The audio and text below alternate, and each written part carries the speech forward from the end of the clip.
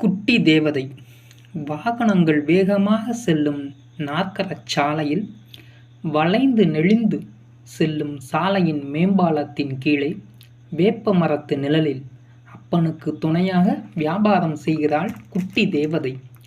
சின்னஞ்சிறு அரக்கு பாவாடை, மஞ்சள் நிற ரவிக்கை சட்டை. மௌனமாய் சிரித்தே அனைவரின் முகத்திலும் அன்பை பரப்புகிறாள். நெற்றியிலே குங்குமப்பொட்டு.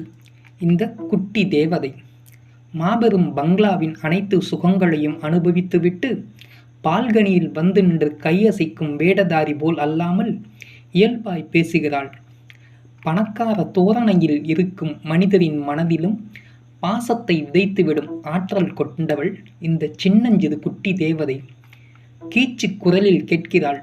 தன் குடும்பத்தின் ஏழ்மையை மறந்து வாழ்ந்திடவே துடித்தபடியே அடிவயிற்றில் இருந்தே வருகிறது அந்த அற்புதமான கீச்சுக்குரல்.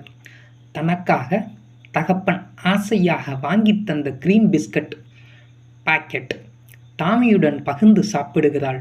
உனக்கு ரொம்பவே பசிக்குதா டாமி என்றே ஒற்றை பிஸ்கட் விழுங்கிவிட்டு மீதியை டாமிக்கு கொடுத்தபடி தன் தாய்மையை டாமிக்கும் புரிய வைத்தாள்.